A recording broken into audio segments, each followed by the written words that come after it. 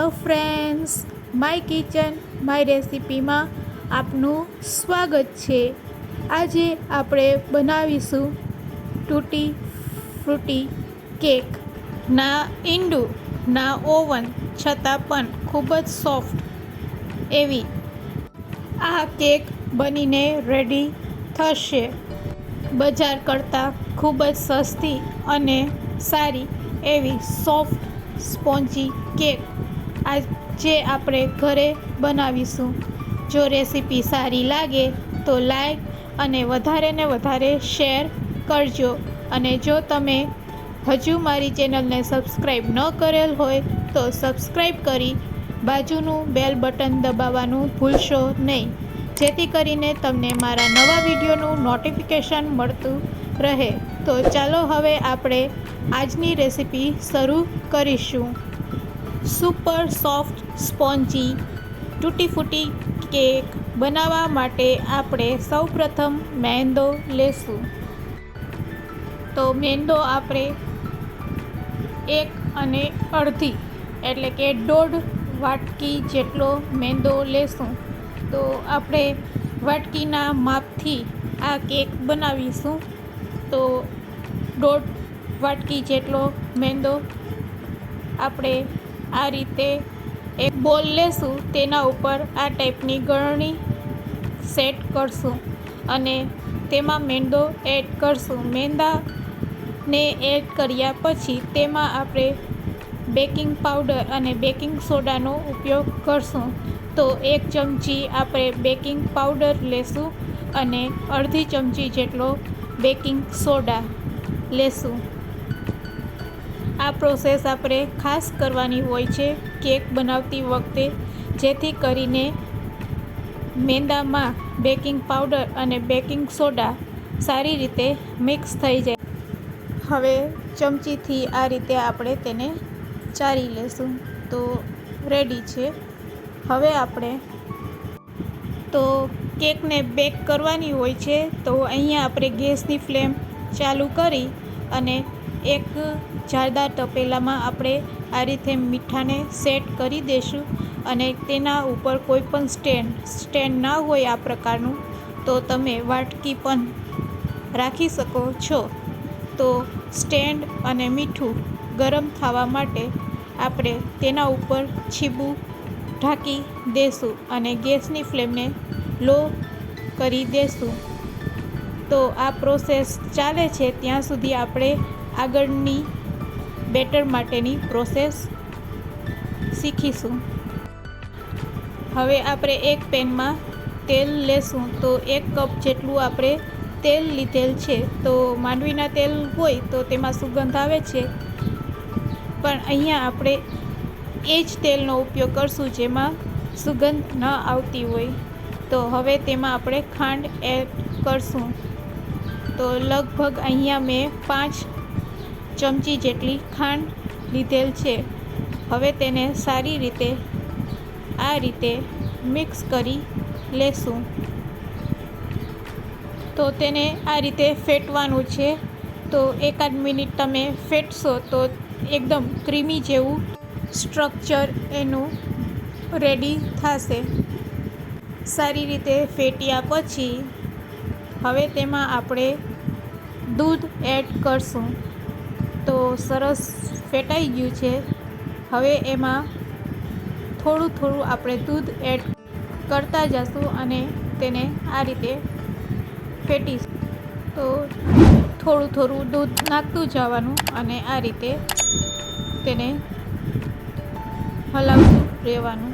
તો લગભગ આપણે 1 કપ જેટલું અહીંયા દૂધ લીધેલ છે। તો આ રીતે દૂધ એડ કર્યા પછી આગળની પ્રોસેસ કરશું। તો રેડી છે આપણું। હવે તેને આપણે મેંદાના લોટમાં એડ કરવાનું છે। તો આ રીતે મેંદામાં તમારે તેને થોડું થોડું એડ કરતા જવાનું અને આ રીતે એક ડાયરેક્શનમાં હલાવવાનું।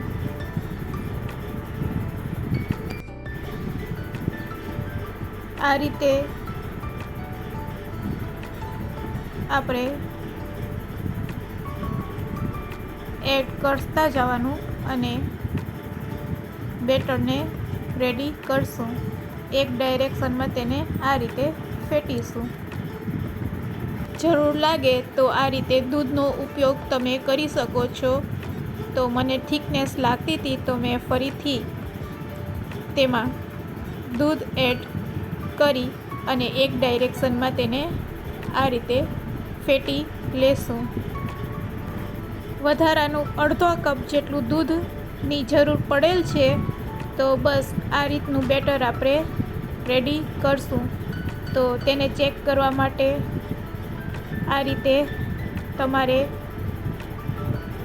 ચેક કરી લેવાનું. આ રીતે તમારું બેટર ઉપરથી પડે તો રેડી છે. બેટરમાં નાખવા માટેની તૂટી ફૂટીને આ રીતે બોલમાં કાઢી અને તેના ઉપર આપણે મેંદો સ્પ્રેડ કરશું, જેથી કરીને તૂટી ફૂટી છે એ નીચે કા ઉપર તરી ન આવે અને વ્યવસ્થિત બેટરમાં સેટ થઈ જાય છે. તો આ પ્રોસેસ ખાસ કરવાની જ્યારે પણ તૂટી ફૂટીની કેક બનાવતા હોય ત્યારે. હવે આપણે તેને આપણા બેટરમાં એડ કરી દેશું અને તેને ચમચીથી સારી રીતે હલાવી લેશું. તો કેક બનાવવાનું બેટર રેડી છે. કેકને બેક કરવા માટે ટીનની તપેલીને ગ્રીસ કરી લેશું. બટર પેપર ન હોય તો આ પ્રકારનું કોઈપણ પેપર ઉપર તમે તેલ લગાવી તેને તપેલીમાં સેટ કરી શકો છો. કેકના બેટરને આ તપેલીમાં આપણે આ રીતે પોર કરશું અને તેને સેટ કરવા માટે આપણે ટેપ કરશું. તો ટેપ કરવા માટે તમારે આ રીતે તપેલીને હાથેથી ટેપ કરવાનું, જેથી કરીને તે તપેલીમાં સારી રીતે સેટ થઈ જાય.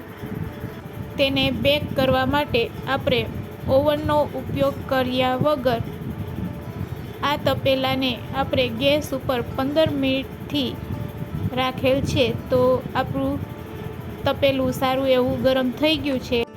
આ તપેલીને તેમાં સેટ કરી અને ઢાંકી દેશું. તમારી ગેસની ફ્લેમ ઉપર ડિપેન્ડ રાખે છે કે કેક ક્યારે રેડી થશે. તો તમારી કેક રેડી થઈ ગઈ છે કે નહીં તેને આ રીતે 35 મિનિટ પછી આ રીતે સળીનો ઉપયોગ કરી અને ચેક કરી લેવાનું. સળીમાં ન ચોંટે તો તમારી કેક રેડી છે. તો અત્યારે મારી કેક રેડી છે. ગેસની ફ્લેમ બંધ કરી દેશું.